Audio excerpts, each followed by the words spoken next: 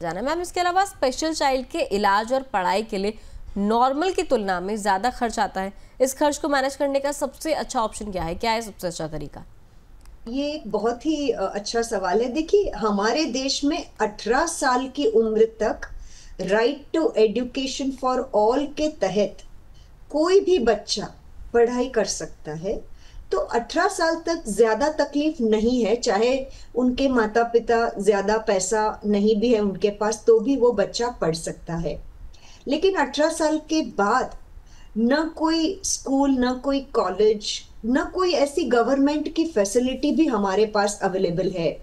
जैसे कि foreign countries में मैं बहुत रिसर्च कर रही थी, आप यूके देखिए, यूएस देखिए, तो वहां पे क्या है ना, स्पेशल गार्डियन केयर करके होता है कि भाई अगर आपके माँ बाप नहीं भी रहते हैं तो भी बच्चों को एक बेसिक जो केयर होती है, चाहे वो एजुकेशन है, थेरेपी है, मेडिसिन है, या इवन रहने खाने पीने की व्यवस्था या सुविधा है, वो उनको मिलती है। लेकिन हमारे देश में ये थोड़ा सा कठिन हो जाता है। और दूसरी बात, मैं यहाँ पे ये भी कहना चाहूंगी कि तकरीबन 40% बच्चे जो हमारे देश में हैं वो बिलो पॉवर्टी लाइन से आते हैं, बहुत ही गरीब परिवारों से आते हैं।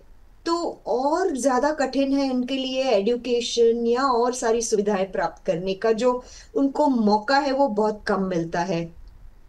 तो सबसे बढ़िया तरीका जो है वो है, एक, जब पेरेंट्स ये समझते हैं कि हमारे बच्चे को ज्यादा केयर और ज्यादा पैसों की जरूरत पड़ेगी, तो निवेश करना तो बनता है। और गवर्नमेंट की जितनी भी स्कीम्स, चाहे जो भी उपलब्ध है, उसकी ज्यादा से ज्यादा जानकारी हासिल करें और ज्यादा से ज्यादा वो स्कीम्स की आप उस स्कीम्स में आपका फायदा हो। तो ये दो चीज मैं सारे पेरेंट्स जो मुझे सुन रहे हैं उनको मैं बताना चाहूंगी। उनको एक तो निवेश करना बहुत जरूरी हो जाता है ताकि वो लंबे समय तक वो पैसों की मदद से अपने बच्चों की जो भी ये दिव्यांग बच्चे हैं उनकी बराबर ध्यान रख पाए। और दूसरा, जो गवर्नमेंट की स्कीम्स है उसके बारे में भी मैं कुछ बताना चाहूंगी यहाँ पे। सबसे पहली चीज जो मैं यहाँ पे बताना चाहूंगी वो है एसआईपी। आपको सिस्टमैटिक इन्वेस्टमेंट प्लान तो जरूर करना चाहिए। देखिए, लॉन्ग टर्म इन्वेस्टमेंट भी बहुत जरूरी हो जाता है, और जितना हो सके अगर हम लंबे समय तक एसआईपी करेंगे तो आपको पावर ऑफ कंपाउंडिंग, चक्रवृद्धि ब्याज और रिटर्न्स भी अच्छा मिलता है, ताकि आप बहुत बड़ा पैसा इकट्ठा कर पाओगे। और जब आप रिटायर हो जाओगे और जब आपका दिव्यांग बच्चा भी 30-40 साल की उम्र तक पहुंच जाता है, लेकिन वो तो और 30-40 साल जिंदा रहने वाला है, तो उनको ये पैसों की मदद से बहुत सारी चीजें आप दे पाते हो ऑन ऑटो पायलट मोड। यानी कि आपने क्या किया कि अभी बहुत मेहनत करके आगे जाके अपने बच्चे के उज्जवल भविष्य के लिए, जिसको बहुत सारा पैसा लगेगा, और जब आप ये दुनिया शायद छोड़ के चले जाओगे, तो आपका बच्चा किसी के भी ऊपर डिपेंडेंट ना रहे, उसके लिए आपको ये एसआईपी जरूर शुरू करनी चाहिए।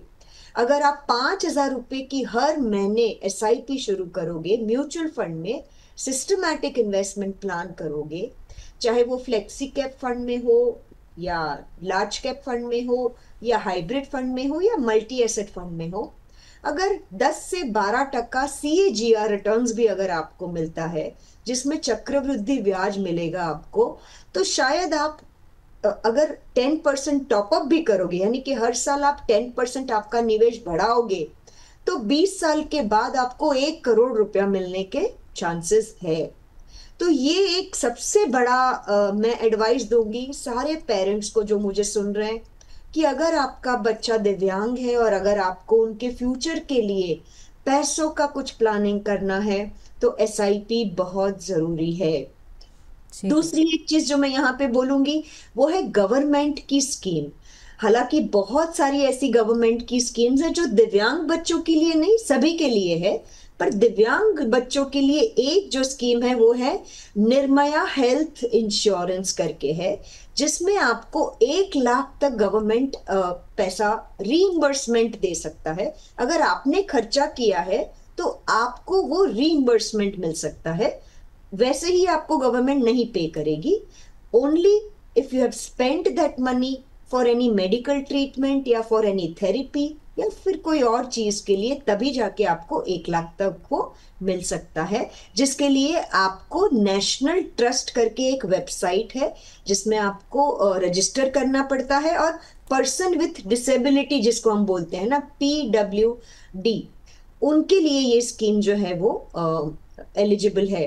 हालांकि इसमें इंटेलेक्चुअल जो डिसेबल है वो नहीं आते हैं, सिर्फ सेरेब्रल पैल्सी जो है, या और बहुत जो बहुत ही बीमार है, जो बहुत हाई लेवल पे 80% तक जो नहीं चल सकते हैं या बहुत ही डिपेंडेबल है, उनके लिए ये स्कीम गवर्नमेंट ने शुरू करी है। तो मेरे हिसाब से ये दो चीज तो जरूर आपको करनी ही चाहिए।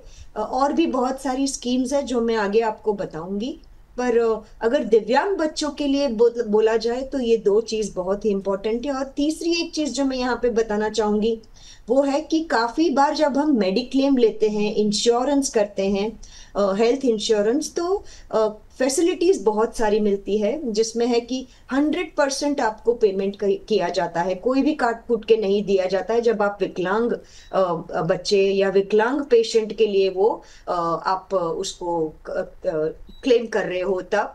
और मेरे हिसाब से ये एक बहुत बड़ी अच्छी बात है, और कैशलेस बहुत सारे मेडिक्लेम में अवेलेबल है, जिसकी वजह से आपको पेमेंट पहले करने की जरूरत ही नहीं है, आपका ऑलरेडी कैशलेस सेटलमेंट हो जाता है, 100% तक आपको इसका पैसा भी मिल जाता है। तो ये क्रिटिकल इलनेस या हेल्थ इंश्योरेंस जो भी अवेलेबल है, वो आपको इसकी ज्यादा से ज्यादा इसकी आपको इसके फायदे जो है वो समझ के आपको आगे बढ़ना चाहिए। आगे बढ़ना चाहिए, ठीक है। तो मतलब एक हो गया तरीका SIP, या आप निवेश कर सकते हैं ताकि आपके बच्चे को फ्यूचर में फ़ायदा होता रहे। इसके अलावा सरकार की जो भी स्कीम आती है उनके लिए अवेयरनेस होना आपके लिए बहुत ज़रूरी है। एक स्कीम मैम ने बताई जिसका नाम निर्मला हेल्थ इंश्योरेंस है, देखिए उसका फ़ायदा आप उठा सकते हैं अगर आपका बच्चा जो है दिव्यांग है। इसके अलावा जो मैम ने बताया कि तमाम तरीके के हेल्थ इंश्योरेंस जिसमें कैशलेस ट्रीटमेंट भी आपको मिल जाता है, वो भी आपके लिए फ़ायदेमंद हो सकते हैं। अच्छा मैम, एक आपने जैसे बोला SIP में निवेश कर सकते हैं। मैम, अगर किसी पेरेंट ने SIP में निवेश जारी किया, काफ़ी समय तक निवेश चल रहा है, अच्छा कॉपस भी इकट्ठा हो गया, मैम अब माता पिता के अगर गुजर गए हैं, वो उनके गुजरने के बाद रेगुलर इनकम बच्चे को मिलती रहे, इसका कैसे तरीका हो सकता है उसी में? ये बहुत ही इम्पोर्टेंट सवाल है, और काफी पेरेंट्स को यही चिंता सताई जाती है कि जब हम नहीं रहेंगे तो क्या होगा। तो मैं इसका दो तरीके से जवाब दूंगी। एक एकदम प्रैक्टिकल जवाब दूंगी, भाई आप प्रैक्टिकली क्या कर सकते हो, और दूसरा आपको थोड़ा सा समझ बूझ से कैसे आगे बढ़ना है। तो एक बात याद रखिए कि सबसे बड़ा मेंटल सपोर्ट जो होता है ना हमारे दिव्यांग बच्चों को, जब हम गुजर जाते हैं, हमारे बाद उनका ध्यान रखने वाले कौन है, उसका एक आपको एक बहुत अच्छी तरह से लोगों को समझ के आपको वो एक बैकअप क्रिएट करना पड़ेगा। चाहे वो आपके फ्रेंड हो, फैमिली हो, या चाहे आपके सिबलिंग्स हो। काफी बार दिव्यांग बच्चों के भाई बहन होते हैं, तो वो भाई बहन को भी आप मेंटली प्रिपेयर कर सकते हो, वैल्यू सिस्टम क्रिएट कर सकते हो, उनको समझा सकते हो कि हमारे जाने के बाद आप कैसे जवाबदारी से अपने ये भाई बहन जो दिव्यांग है उनकी आप सेवा कर सकते हो, ध्यान रख सकते हो। तो एक सिस्टम आपको बहुत स्ट्रांग क्रिएट करना है।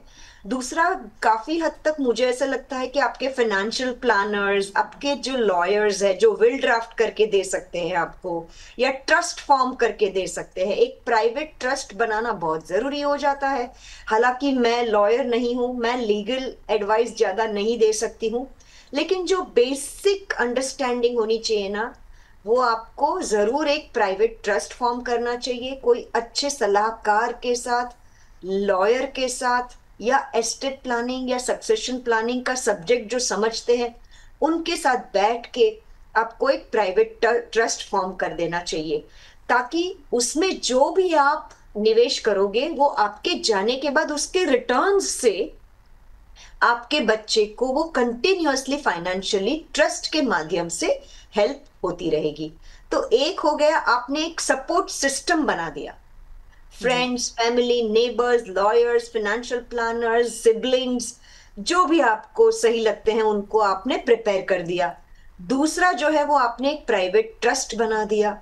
और तीसरी जो बहुत इंपॉर्टेंट चीज है कि भाई प्राइवेट ट्रस्ट तो बना दिया, लेकिन उसमें हम गार्डियन किसको बनाएंगे, तो वो गार्डियन भी आपको अभी से सोच के रखना है कि अगर आप नहीं रहे तो आपके जाने के बाद सबसे समझदार इंसान कौन है जो आपके दिव्यांग बच्चों का ख्याल रख सकता है। फाइनेंशियली तो आप कुछ करके जाओगे, लेकिन वो ट्रस्ट को चलाना, वो सारी चीजें करने के लिए भी एक ऐसा गार्डियन चाहिए जो बहुत ही अच्छी तरह से इसको कर पाए। और एक बहुत बढ़िया चीज जो है वो है बंधन SWP। यानी कि आप SIP कर रहे हो, और जो SWP ऑप्शन होता है यानी कि विड्रॉल प्लान जो होता है, वो आपके या तो गार्डियन के अकाउंट में जा सकता है या आपके दिव्यांग बच्चे के अकाउंट में जा सकता है, जिसमें आप नॉमिनी जो है वो आप अपने गार्डियन को बना सकते हो या किसी और को जिसके पर आपको पूरा भरोसा है। ताकि ये एक सिस्टम आपने क्रिएट कर दी कि हर महीने बंधन SWP से जितना पैसा आपके दिव्यांग बच्चे को लगेगा, उनकी थेरेपी के लिए, मेडिकल के लिए, ट्रीटमेंट के लिए, उनके रहने खाने पीने के लिए, जो भी कॉस्ट है उनके केयर टेकर्स के लिए, वो एक एक्स अमाउंट जो है वो आपने बंधन SWP के तौर से उनके अकाउंट में हर महीने जा सकता है, वैसा एक सिस्टम क्रिएट कर दिया। तो ये तीनों चीज बहुत इंपॉर्टेंट है। आपको एक गार्डियन बनाना जरूरी है, विल ड्राफ्ट करना जरूरी है, प्राइवेट ट्रस्ट बनाना जरूरी है, और इतना पैसा भी रख के जाना है ताकि देखिए आपका बच्चा भी तो 25 30 40 साल तक भी जिंदा रह सकता है। जी। का ये बहुत बड़ा एक कठिन सिनारियो है कि वो बहुत लंबा जी सकता है ना। तो वो इन्फ्लेशन एडजस्टेड आपको कितना पैसा लगेगा वो गणित भी आपको आना चाहिए, और फिर हर महीने उनको कैसे वो पैसा मिलेगा ताकि उसका कभी भी कोई भी चीज अटक ना जाए। और एक बहुत इंपॉर्टेंट चीज यहाँ पे बोलूंगी मैं कि अगर आप ट्रस्ट फॉर्म कर रहे हैं तो बहुत सोच समझ के गार्डियन या उनके जो ट्रस्टीज हैं उनको आप उनमें इंट्रोड्यूस करिएगा, क्योंकि अगर कोई प्रॉब्लम आया तो वो ट्रस्ट में लीगल में बहुत तकलीफ हो सकती है।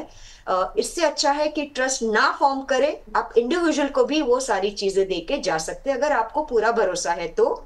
और आप ट्रस्ट में आपका फ्लैट, रियल एस्टेट, कोई भी चीज, mutual fund, fix deposit, shares, कोई भी चीज में आप निवेश करके आप वहां पे इकट्ठा कर सकते हो।